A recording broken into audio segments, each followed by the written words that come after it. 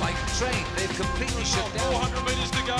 They straighten up for the finish line. And has somebody gone down straight away? It's a bad spin to either, but too tired from the chase. I think he'll get this. Timed his run to perfection. He wins today, and this time he'll get a yellow jersey.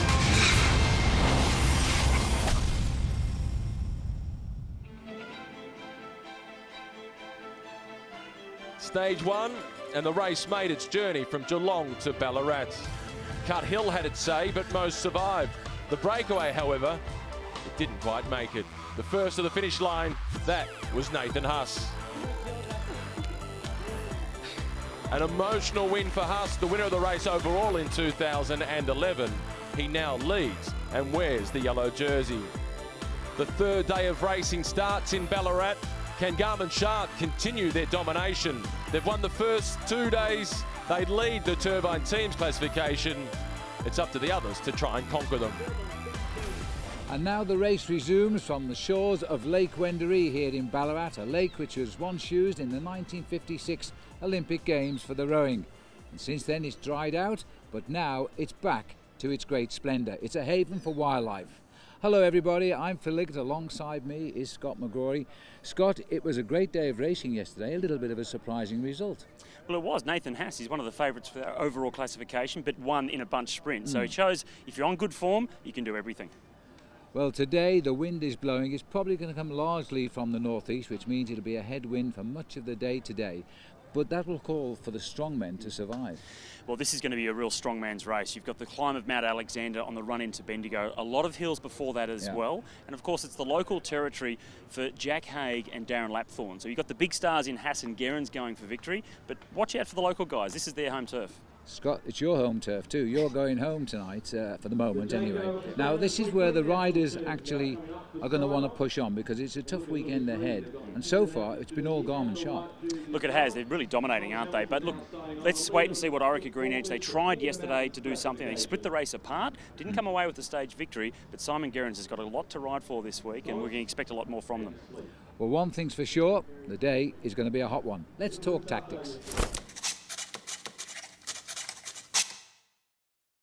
The tactics for today are to stay out of trouble in this wind early on, to unleash up Mount Alexander if I've got the legs, and then to look for a big win for Anthony Giacoppo or Neil Vanderbeek towards the end. It's going to be a very tough day out here today with some unforgiving roads through Vaughan and Fryestown, so I think it'll only be a small group coming towards the finish, and then if there's no real control in the bunch, there's a real chance for a breakaway to go. So I definitely think someone like a Simon Clark will be looking to slip away and really put his name forward to be the leader for Green Edge, and we've just got to make sure we've got someone from Avanti Racing with him, and hopefully we can try to beat him up after the seat. You know the roads better than anybody else. Big advantage? I think it is, but at the same time, it just depends whoever's got any left in the tank, because the last 40k, apart from Mount Alexander, is quite brutal anyway. So even if you know what's coming ahead, if you don't have any energy left, if you've used too much, then it doesn't matter. So far it's turning out to be an arm wrestle between Orica and Garmin. Yeah, look, yesterday they were going really good. They were going really strong. They had an answer for everything we threw at them, and you know, we've got a few more days. I think the deciding day is going to be on Sunday around Arthur's Seat, but you know, we've got a few days between now and there, so we'll try and do something. Yes, two World Tour teams going head-to-head on Victorian soil. That's something of a precedent. Let's join Matthew Keenan now, who will take us through the day of racing. Stage 2, it's 162 kilometres, starting in Ballarat at Lake Wendouree and making its way through to Bendigo. The first climb of the day is a Category 4 climb to the top of Wombat Creek. It's then a long descent until they get to the Category 1 climb of Mount Alexander, which is sure to cause a bit of a split within the peloton. It's likely that once they get to the top of that, with some 50 kilometres to go, there will be maybe 15, 20 riders still in contention, and then it's a quick run once they get into Bendigo itself. The wind, though, is sure to play a major factor on this stage. Simon Gerrans will be one of the favourites to win, but Steele von Hoff, after missing his opportunity into Ballarat, will be trying to make it a hat-trick for the Garmin Sharp squad. Well, there he is, Nathan Haas, the next wearer of the yellow jersey in the Jayco Herald Sun Tour. Just chatting there to Tom Scully, the man who finished second in the prologue time trial down in Melbourne. Well, Phil, the riders look fairly relaxed at the start here in Ballarat, but they do know that they have a very difficult day out in front of them, 163 kilometres and a very lumpy road all the way to Bendigo. It's a very heavy road indeed. John Tavora, the race director, 3 times winner of this tour now, pulling in the red flag, so that's the end of the neutralised section. We're now onto the open highways that let battle begin, and 163 kilometres starts now with Luke Davison there, setting the pace. Well, the track specialist Davison for the Baku team on the move early. Well, it really has been a fast ride down to Creswick. 17 kilometres covered here. Jonathan Cantwell, the Queenslander, getting over the line there for Drapek. And ahead of him his teammate Will Clark, Tom Scully in 3rd place. And as a result of that, the front end of the field has split. It's the perfect time to go on the attack after an intermediate sprint. And the King of the Mountains leader, young rider from the Jayco Australian team, Tom Hamilton, has made the move. Well, that's a brave move right now, because this race has got off to an incredibly quick start and the front of the field finally has splintered. So they've got a breakaway going. It's strengthened as well. We've now swollen this breakaway up to 18 riders and they are pushing this hard now. Well, that is Simon Clark from the Orica Green Edge team on the front. You can see how committed he is. He wants this group to work. Cameron Worth from the Cannondale team coming through as well. A few riders from the Avanti squad. Simon Clark, you can see there, he's gone back to the riders, say, come on, we've got to make this work. He wants it to succeed. Well, they've only put 1 rider in this breakaway from the Garmin Sharp team, and they're going to have to do something about this, because this is a very dangerous move. And trouble for last year's winner of the race was number 1, Calvin Watson. He's actually got a problem with his bike. I think he had a flat battery on his electronic gears. Rico Rogers also. Well, it's unfortunate for Rico. It's not the sort of stage for him, though. He's much more of a sprinter. Back at the main field, though, the Garmin team are on the front of the peloton. They don't look too interested about this breakaway group. Well, I'll tell you what, Scotty, they're gambling here now, because the wind is blowing quite strong. The weather is getting hotter and hotter by the kilometre.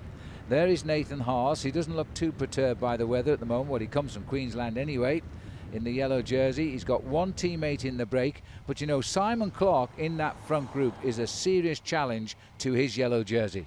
Well, we can see now it's the budget forklifts team that are forced to do the chasing. They missed the move, and they've got a very good climber in Tim Rowe back here in the main field. So smaller team from the National Road Series in Australia. We see Calvin Watson still trying to get back into the field after that mechanical mishap, just getting a little bit of extra shelter from the SRAM neutral service team. Well, he should make it safely back into the pack at the moment. The pressure is eased off a little bit. We're heading towards Wombat Creek now, which will take us to the top of a 4th category climb at 51 kilometres covered. I need the race doctor. I need to get the Aspen Halo.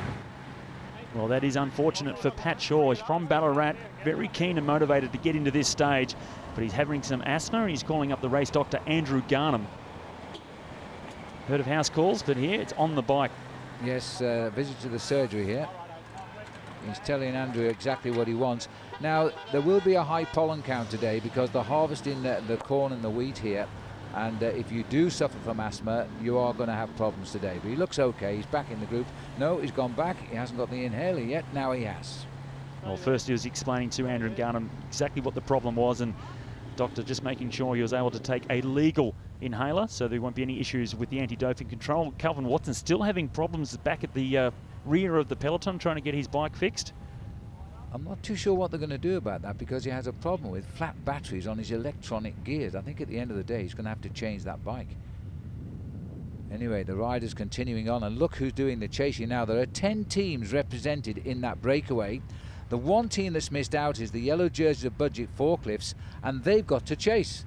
Well, there are a couple of teams that have missed that group, but Budget Forklifts with the rider Tim Rowe. He's such a good climber. Of course, he rode alongside Cadell Evans at Team BMC. Is the gap now 3 minutes and 3 seconds, so they have brought it back slightly. Well, this is Brad White here in the breakaway. This breakaway now on the undulations heading up towards the climb of Wombat Creek. Mitch Docker going through. This is the sensational ride of the day, Thomas Hamilton, in that Budget Forklifts King of the Mountains leaders jersey after yesterday's great ride. He's hunting for more points as he comes up towards the top of the climb here, but he's pipped on the post because it is Lachlan Norris who gets the point ahead of Hamilton, and Rhys Gillett has gone over there in 3rd place. Still a very good result from the youngster there in that yellow polka dot jersey. Well, still friends after the sprint, but that's good for Tom Hamilton, adding to his tally from yesterday. Still Budget Forklifts, the yellow team on front. Garmin Sharp quite happy to let this breakaway group go. But they're still looking now for a gap of over 3 minutes to bridge.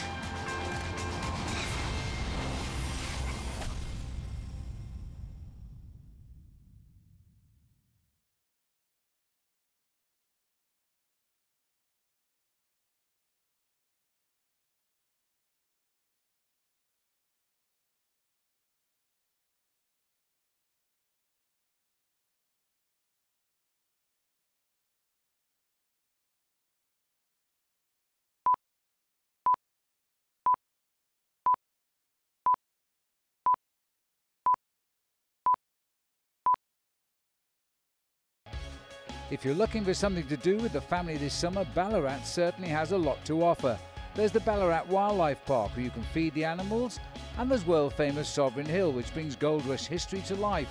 And Ballarat's two newest attractions, Cryle Castle, a medieval-themed adventure park, and the Museum of Australian Democracy at Eureka.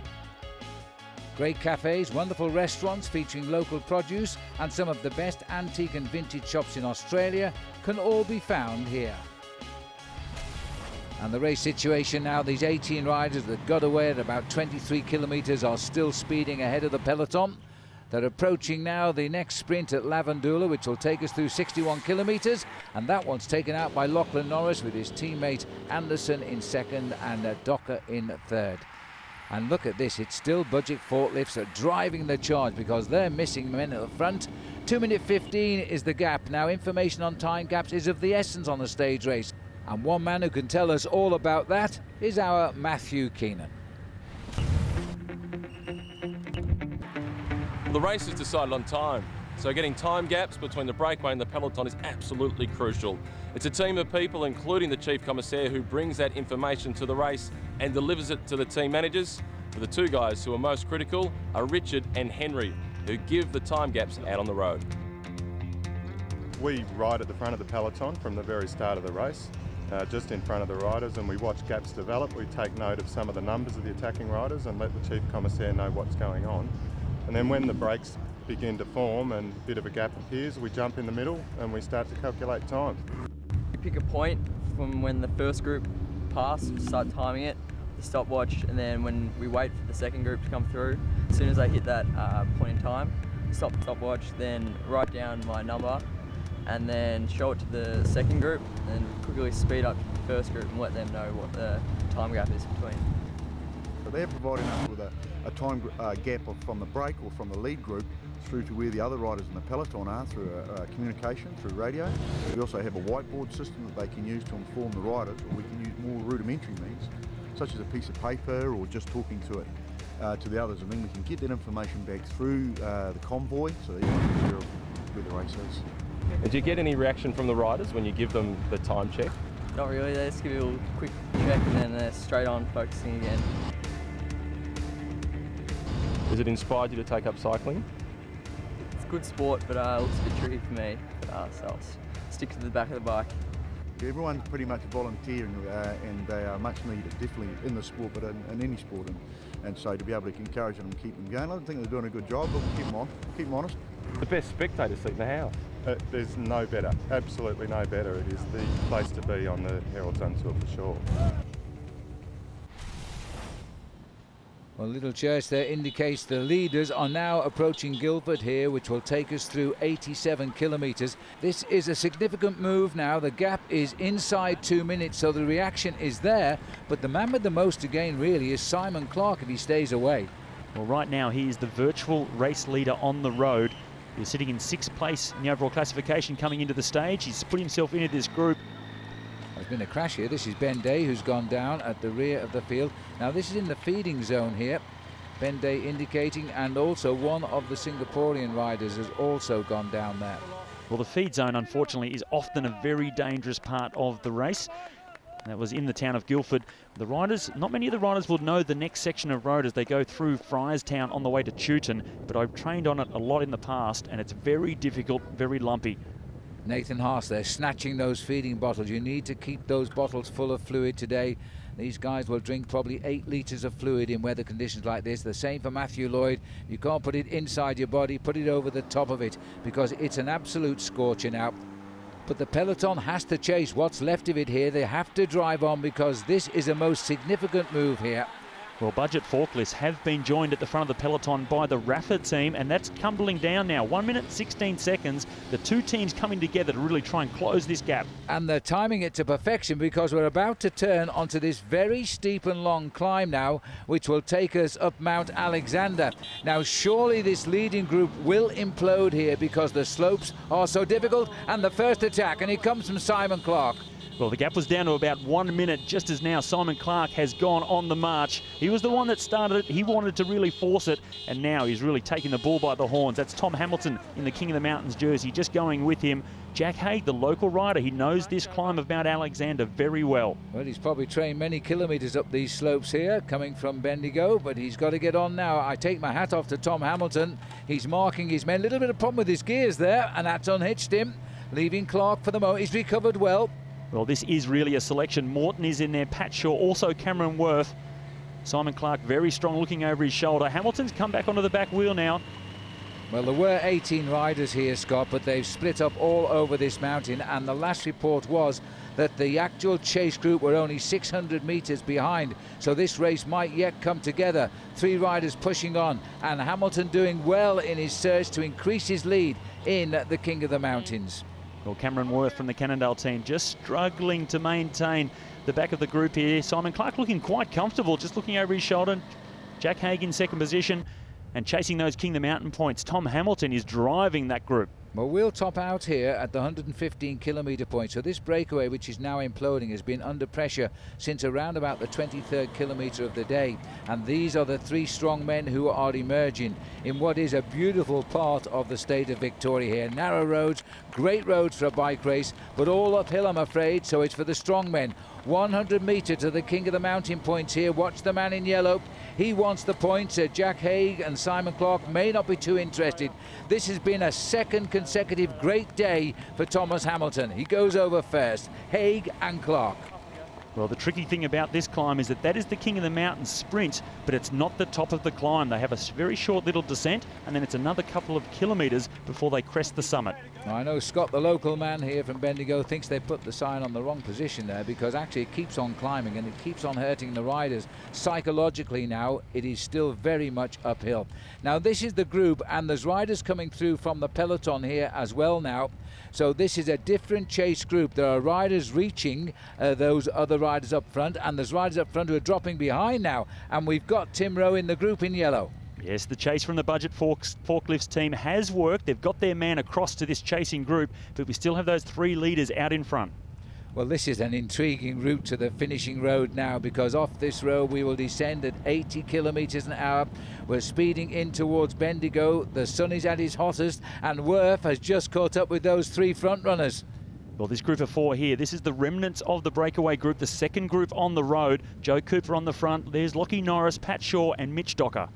But this is back to the chase now, and still some Garmin Sharp riders prepared to set the pace here for the erstwhile race leader, because at the moment he is out of that yellow jersey on the road, Nathan Haas. He's trying to put matters to right. He'll be very delighted that Budget Forklifts have chased all day to close down that gap. There's only 3 riders now left up front, and it looks as though it's Simon Clark, Cameron Worth and Jack Haig at the front. And now it's the long descent, and this is going to be very, very quick indeed, as they now come away from Mount Alexander and they speed at 70 kilometres an hour to Bendigo.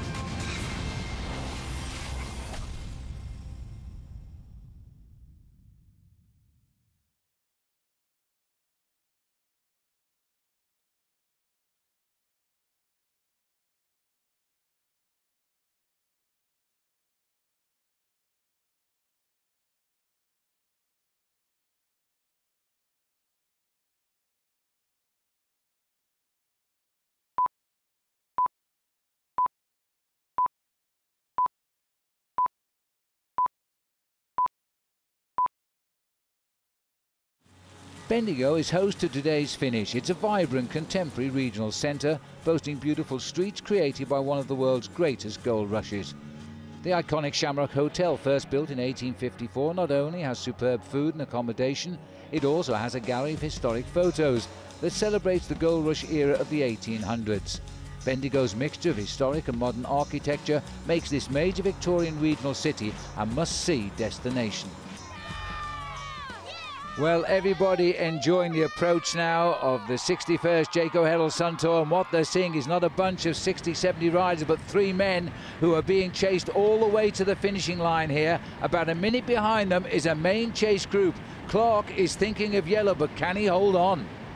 Well, surprising for me is that Garmin Sharp, who have been on the front foot for the first couple of days, find themselves very much on the back foot now, trying to chase this gap. Well, they've been in front, don't forget, in an original group of 18 riders. They've been in front since the 23rd kilometre now, and they're about 3 kilometres from the finish, so it's a long way to lead the race in conditions like this. And Nathan Haas himself has had to take part in the chase because his yellow jersey is under threat. Well, the race coming down Axe Creek Road now. This is a very well-known section of Bendigo for all the local riders. Simon Gerrans just getting some refreshments from Cameron Meyer. He looked quite happy with the situation, knowing that they have the virtual race lead with Simon Clark up the road. Well, that's the benefit of a top team. Everybody's looked at Gerrans as the race favourite, but they played a big card today.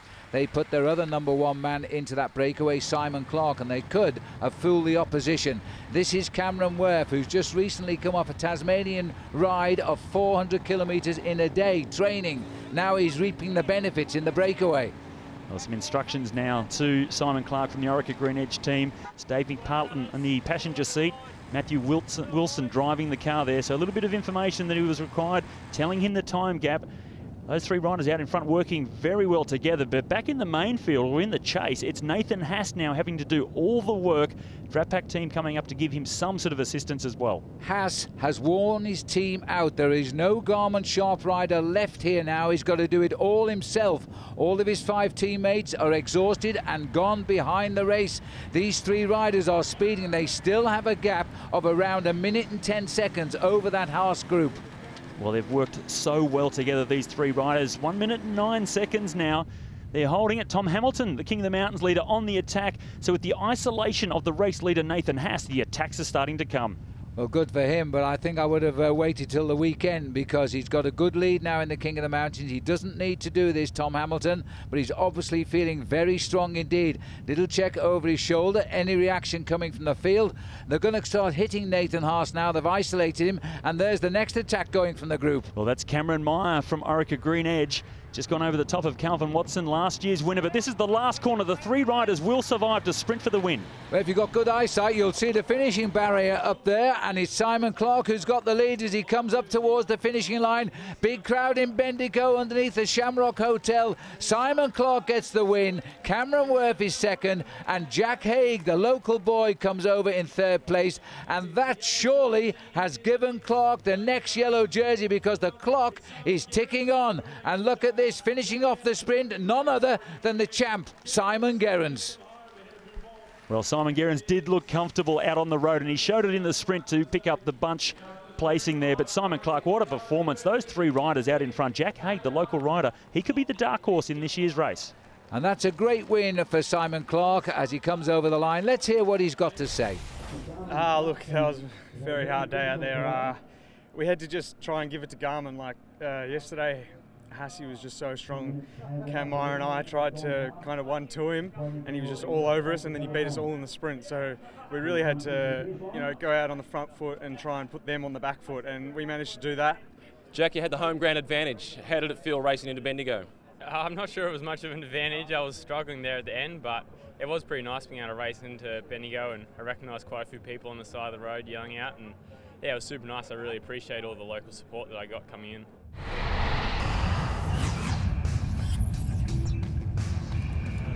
Let's go back to Simon with his thoughts on the Jayco winning move.